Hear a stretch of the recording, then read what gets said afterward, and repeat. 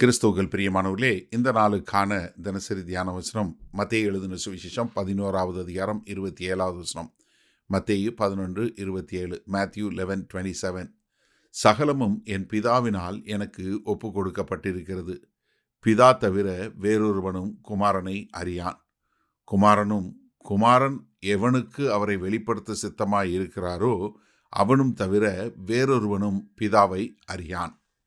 இப்போ இயேசு கிறிஸ்து என்ன சொல்கிறார்? தான் தேவன் என்று சொல்வதற்கு இன்னொரு பெரிய காரியத்தை சொல்கிறார்.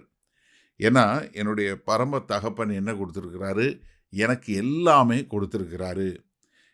அது மாத்திரமல்ல, என்னை தவிர்த்த வேற ஒருத்தருக்கும் பிதாவை தெரியாது. அது மாத்திரம் இல்லை, நான் யாருக்கு பிதாவை வெளிப்படுத்த சித்தமாக இருக்கிறேனோ அவனுக்கு தான் பிதா வெளிப்படுத்தப்படுவார், வேற ஒருத்தருக்கு தெரியாது. ஏன்னா நீங்கள் இதை மிக தெளிவாக சொல்கிறாரு. மத்தேயு 28வது அதிகாரம் 18வது வசனம் சொல்லும்போது, அப்பொழுது இயேசு சமீபத்தில் அவர்களை நோக்கி, வானத்திலும் பூமியிலும் சகல அதிகாரம் எனக்கு கொடுக்கப்பட்டிருக்கு. என்ன, எல்லா அதிகாரமும் எனக்கு தான் கொடுக்கப்பட்டிருக்கு.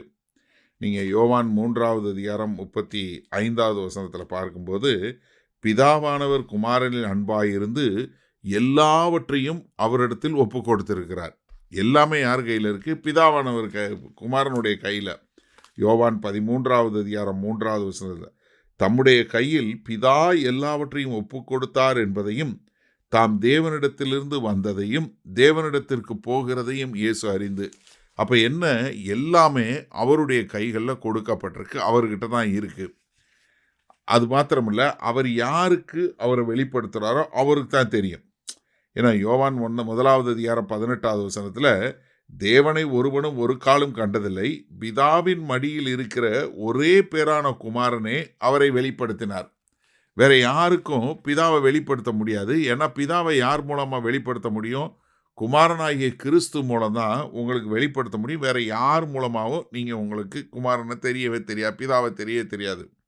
யோவான் 6வது அதிகாரம் 46வது வசனம் சொல்லும்போது, தேவனிடத்திலிருந்து வந்தவரே தவிர வேறொருவரும் பிதாவை கண்டதில்லை, இவரே பிதாவை கண்டவர்.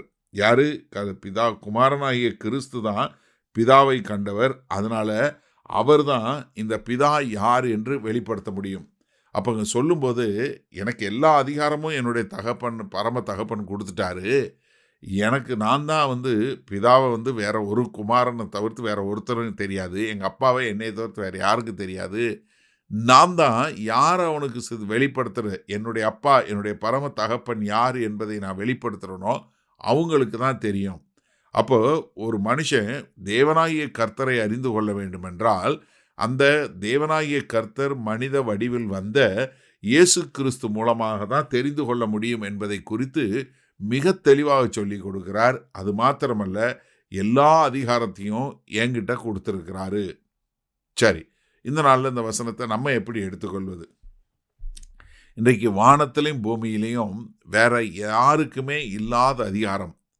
ஏன்னா மத்தேயு 28:18 சொன்னது போல் எல்லா அதிகாரமும் அவர் கையில் தான் இருக்குது.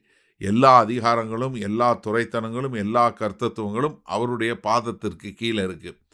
கர்த்தராகிய இயேசு கிறிஸ்துவை மீறி எதுவுமே கிடையாது. அதனால தான் அப்போஸ்தலர் 4:12 சொல்லும்போது என்ன, வானத்திலும் பூமியிலும் பூமி கீழும் ரட்சிக்கப்படுவதற்கு இயேசு கிறிஸ்து என்கிற நாமமே அல்லாமல் வேற எந்த ஒரு நாமத்தினாலே நீங்கள் ரட்சிக்கப்பட முடியாது என்பதை மிக தெளிவாக நமக்கு கொடுக்கப்பட்டிருக்கு. அப்போ அப்படிப்பட்ட ஒரு நாமமுள்ள இரட்சகராகிய இயேசு கிறிஸ்துவை தவிர்த்து வேற யாராலையும் பிதாவாகிய குமாரனை அறிந்து கொள்ள முடியாது. அந்த குமாரனை என்ன பண்ணுறாரு? அவர் தான் பிதாவை நமக்கு வெளிப்படுத்துகிறார். நான் யார், நான் எங்கே இருந்து வந்தேன், என்னங்கிறது சொல்லக்கூடிய ஒரு காரியத்தை. அப்போ உங்களுக்கு தேவனாகிய கர்த்தரை தெரியணும்னா அது யார் மூலமாக தான் தெரிய முடியும்? குமாரனாகிய கிறிஸ்து மூலம்தான் நீங்கள் அறிந்து கொள்ள முடியும். மற்றபடி உங்களால் யாராலையும் அறிந்து கொள்ள முடியாது.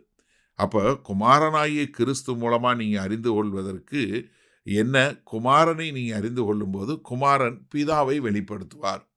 அப்போ நீங்கள் யாரெல்லாம் இயேசு கிறிஸ்து மேலே விசுவாசம் வைக்கிறீங்களோ, யாரெல்லாம் இயேசு கிறிஸ்துவை ஏற்றுக்கொண்டு இவர்தான் என்னுடைய தேவன் என்று அறிக்கை செய்கிறவங்களுக்கு பிதாவாகிய தேவன் வெளிப்படுவார்.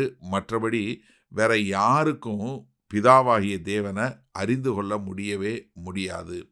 அப்போ நீங்கள் தேவன் யார், தேவனை எப்படி அறிந்து கொள்ள முடியும்னா, முதல்ல உங்களுக்கு மனு வடிவில் வந்த இயேசு கிறிஸ்துவை அறிந்து கொள்ள வேண்டும். அந்த இயேசு கிறிஸ்து தான் தேவனாகிய கர்த்தர் யார் என்பதை வெளிப்படுத்துவார். அவரை தவிர்த்து வேறு யாருக்கும் தெரியாது. ஏன்னா சகல அதிகாரமும் அவர் கையில் தான் இருக்குது. அப்போ இன்றைக்கு ஒரு மனுஷனுடைய கண்கள் திறக்கப்பட வேண்டும், அவனுடைய ஆவிக்குரிய கண்கள் திறக்கப்பட வேண்டும் என்றால் அது கர்த்தராகிய இயேசு கிறிஸ்து மூலமாக தான் முடியும். மகா கிருபையும் இரக்கம் நிறைந்த எங்கள் அன்பின் தகப்பனே, இதோ எங்களுடைய மனக்கண்கள் திறக்கப்பட்டதற்காய் நன்றி. இதோ அந்த நாளிலும் இந்த செய்தியை கேட்டுக்கொண்டிருக்கிற ஒவ்வொருவரும் மற்றவர்களுக்கு இந்த இயேசு கிறிஸ்துவை சொல்லி அவர்களும் பிதாவாகிய தேவனை அறிந்து கொள்ளக்கூடிய ஒரு கிருபையில் வழிநடத்த வேண்டுமாய் மீட்பெறும் இரட்சகருமாகிய இயேசு கிறிஸ்துவின் மூலம் ஜெபிக்கிறோம் வல்ல பிதாவே, ஆமேன். கர்த்தர் உங்களை ஆசீர்வதிப்பாராக. நாம் இன்று மாலை மண்ணால் சந்திப்போம்.